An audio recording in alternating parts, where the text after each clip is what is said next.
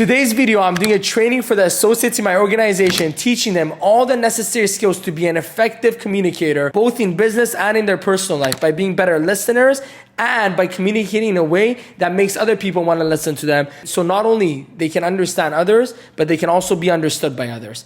Hope you enjoy the video. Watch till the end. I give some phenomenal tips. I wouldn't be where I am today, not only in my business, but in my relationships, if I didn't learn the things that I'm going to teach you today. So this is so critical. So I want you guys to really pay attention and take action on it. And the more you do it, the more it becomes a part of you. So here's the first thing. If you want to become a better communicator, you have to overcome your anxiety when it comes to communication. Now, when we talk about communication, this includes one-on-one conversational communication.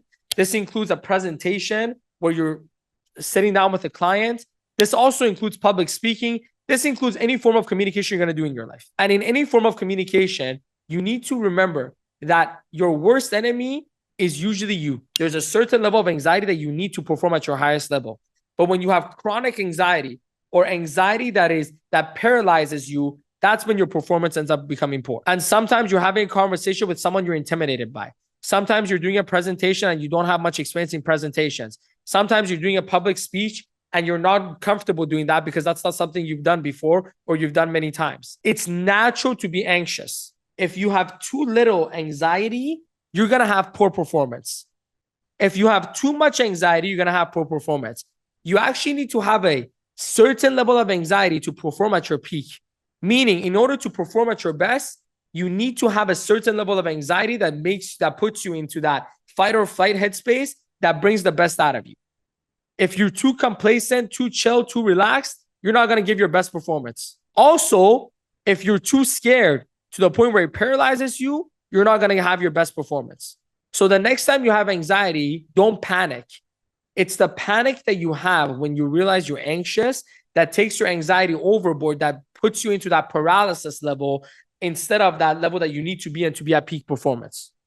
So here's what you do to avoid getting into that paralyzed level of anxiety. The first, second, and third step is to greet it, accept it, and redefine it. You might be thinking, well, Nima, what do you mean? I've dealt with anxiety for almost my whole life. I would say over the last 5-6 years, I've really mastered this to a point where I barely get anxious. And even if I get anxious, my recovery time is so fast that I don't even notice it. But when I was a kid, I had so many issues with anxiety. When I was playing soccer, I would get nervous. When I was in different situations, I was always anxious. Now some of you see me speak in Vegas in front of 50,000 people. You're like, how the hell is this guy so calm and chill when he's doing the speech? It doesn't even look like I'm nervous. Before every one of those speeches that I do in Vegas, I get nervous. It's impossible to go in front of 50,000 people and not get nervous. But that nervousness is the exact level of anxiety that I need to perform at my best. So next time you're anxious, next time you're in a situation where you feel the anxiety come up, don't panic. Don't ask, why am I anxious? Because when you ask that question, it only makes it worse. Instead, greet it, accept it, and then redefine it. Hey, I'm anxious. No problem. Whenever I get into a situation like this, anxiety comes up. And the reason it does is because I'm ready to perform. The reason it does is because it's putting me in a state where I can perform at my peak levels. In order to relax the mind, one of the best techniques is the breathing exercise where you inhale twice and exhale in a long exhale. So a double inhale that is shorter and a long exhale. Anytime I get stressed, anytime I feel anxious, I've now developed a habit of automatically doing this breathing. And I do the breathing until I feel myself calm down a little bit. And that calming down allows me to, again, get to that level of anxiety that I need to be at to perform at my highest level. So next time you feel that way, because look, you're not always going to be in a position where you can put on some music and you move your body. You're not always going to be in a position where you're able to pull out a gratitude list and write what you're grateful for. If you have the time to do that, definitely do it. But sometimes you're in the middle of a presentation and you feel anxious. So these two techniques are meant to be used as an immediate cure to your anxiety. Greeting it, accepting it, and redefining it. And then doing that breathing exercise and continuing ahead anyways. Now let's get into the more tangible skills when it comes to communication. First, I want to start with listening because I think this is the part that most people are the weakest at. I think a lot of people out there are good when it comes to communicating their thoughts and feelings, but maybe where they're really lacking their communication skills is their listening and understanding. You need to go into the conversation with the mindset that you need to understand before wanting to be understood. In any interaction, there is a leader and there's a follower. And as the leader, you need to first understand before being understood. And if you go into it with that mindset, listening is going to become significantly easier. I remember back in the day, I used to always be anxious to get my thoughts out. I would always be, I need to let them know what I'm thinking. And I found that being so ineffective because they were trying to get me to understand them. I was trying to get them to understand me. And we would have this head-on-head collision that would always make things 10 times worse. Once I came to the realization that I'm a leader, and as a leader, I need to understand first before being understood, that's when my communication levels went to the next level. Here's the next thing. Get in the habit of asking good questions. In order to be a better listener, you need to get in the habit of asking good questions. In order to get good at asking questions, you first need to let go of assumptions. I know a lot of you are very intelligent people, and I know you know what the other person is saying, but you have to put that ego aside and ask questions from a point of open-mindedness and a point of non-judgment. Even if you're so smart that you know exactly what that person is saying, it is not going to help you in your communication when you keep assuming everything, because it's going to make them feel like they're not heard. It's also going to make them feel like you don't care about them. Here's the next thing when it comes to asking better questions. It's not just about asking the question. It's also about using the right wording and the right tonality when asking questions. In today's training, I'm not going to teach you how to ask questions. I don't think that's something that most people struggle with. I think what most people struggle with is how to word their questions properly so the other person is not offended, so the other person doesn't get defensive, and how to use the right tonality so the other person doesn't get offended or defensive. If you can ask a question in a way that makes the other person want to open up, you're on the right track. But if you ask the perfect question, but you ask it in a way that offends the other person, that makes them defensive, that makes them close off, you're not going to get anywhere in your communication. So let me share with you some examples on how you use the right wording and how you use the right tonality. Let's start with the right wording, because the right wording is a little bit more simple than the right tonality is. And then I'll go over with the right tonality too. Here's the right wording. Let's say somebody does something that they shouldn't have done. Let's say they make a mistake. Let's say they do something that hurts you or someone else. Here's how the amateur will ask the question. What's wrong with you? Some of you may have heard that from your parents. Some of you may have heard that from teachers. Some of you may have heard that from managers, friends, whoever. That's an amateur level of communication. By the way, some of you might be saying, is Nima saying my parents are amateur communicators? Unless they took a bunch of communication courses and took action on it, how could they be anything but amateurs? Doesn't mean they didn't love you. That doesn't mean they didn't care about you. It just means they didn't have the right practice to communicate with you in the way that would have been best. You need to be the ones that step up and learn this information and maybe do better with your children. But here's the first thing you want to change. Instead of saying what's wrong with you, you should say, what were you thinking? Now that's a little bit better. Now we've gone from amateur to average. You go, wait, average? What's better than what were you thinking? Here's what's better than what were you thinking. What made you come to that decision? See, what's wrong with you is the amateur approach. Why is it average? And right now we're going to focus only on the wording, and then we're going to go into tonality. Is that okay? The reason what's wrong with you is amateur is because you're immediately blaming who? The other person. And you're not just blaming them, but you're judging them from a negative place. What's wrong with you? How could you do this? What does that do to the other person? It makes them immediately defensive. That's why it's amateur. Okay, what's better than that? What were you thinking? What were you thinking gives that person a chance to defend themselves. What were you thinking gives that person to go, okay, you know what? There's nothing wrong with me. Maybe I was just on the wrong thinking that made me do that. So that's a little bit better. But why is it still not good or great? Because what were you thinking can still be delivered in a way that makes the other person feel like they're being attacked. So what's a better way to word your question? What made you come to that decision? By the way, I'm going to go into tonality in a second. But before we do, I just want you guys to understand. This is why the wording matters. Because even now, I'm going to show you guys bad tone. What is bad tone? Bad tone is aggressive. It's attacking. It's going after the person. And I'm going to use bad tone with all of these. And I want you to see that even with a bad tonality, when you use better wording, it still comes off better. So let's go with bad tonality and the wording so we can see. What's wrong with you? Can everyone feel why that's bad? Not only is the wording bad, but the tonality is bad. Now we're going to use a more average wording, but with the same tonality. What were you thinking? Do you sense how, even though tonality is still bad, by using better wording, it got a little bit better? What were you thinking? Now let's use the great wording with bad tonality. What made you come to that decision? Okay, it's the communication is still off because the tonality is still attacking the person. But do you see how by using better wording, it immediately makes the conversation better? And now I'm going to use great tonalities with the wording. And I want you guys to see the difference. What's wrong with you? Isn't that a little bit better than what's wrong with you? Okay, the wording is still bad. So even when I go, what's wrong with you? You still kind of feel like I'm being condescending or attacking you, but it's just not as aggressive. Yes or no? So when the wording is bad, even when the tonality is great, it still doesn't solve the problem.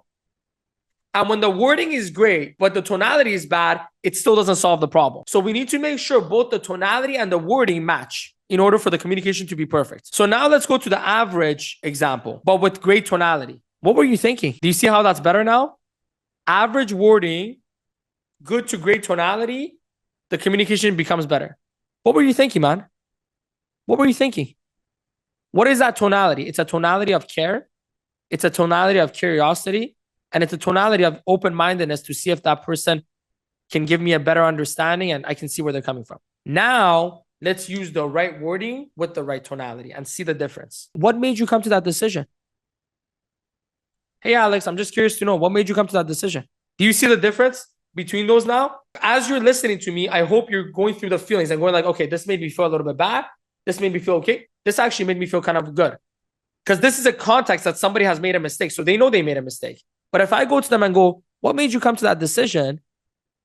We're going to have a way better communication and conversation than if I go, I'm going to use now the worst tonality with the worst wording. What's wrong with you? Okay, should I give you more examples? Okay, let's go into one more example if that's okay. Let's say you want to invite someone for the business or you're curious to see if somebody likes what they do, so you can invite them for the business.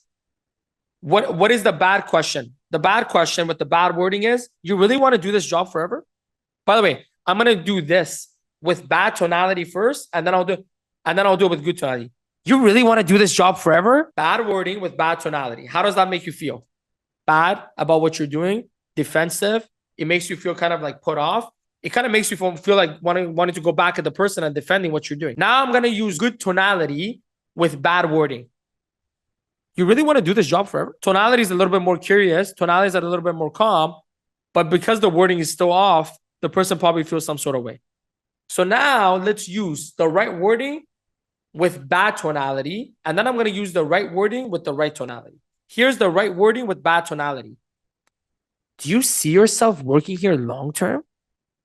By the way, do you see how my facial reaction changes too? That's part of communication, is your body language and your facial reaction. And usually when you have bad tone, it automatically makes your facial and body language the same. Do you see yourself working here long term?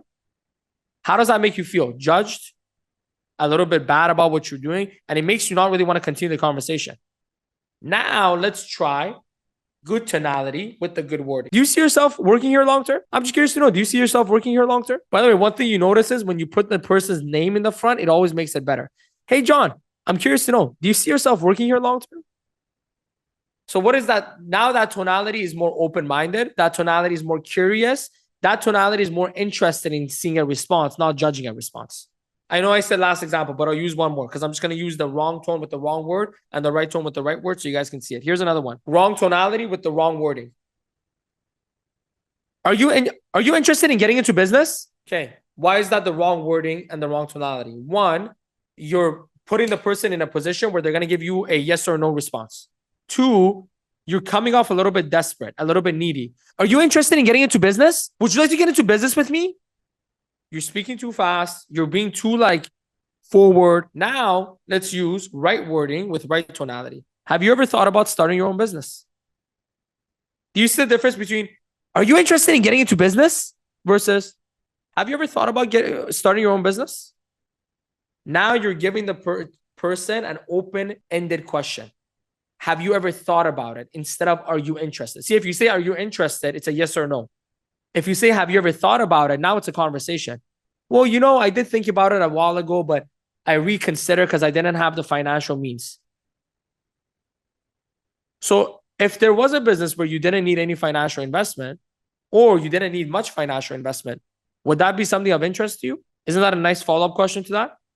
Because I asked an open-ended question, have you ever thought about starting your own business? That person was able to elaborate, and by them elaborating, I was able to find the hidden objection or the hidden reason for why they want you getting into business. And now I can come up with another question that can lead to a solution. Is this okay for everyone? Does this help when it comes to how to ask questions in a way that you can understand someone better? And what is the idea with this? The idea with this is very simple. You want the other person to open up. You don't want them to close off. You want the other person to come into the conversation at peace, not stressed, thinking they're being attacked or getting defensive. Here's the next tip if you want to get better with your communication, with your listening.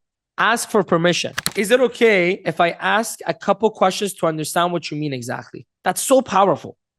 Because sometimes somebody's telling us something that's wrong and we want to immediately go into it. Oh, I know exactly what you should do.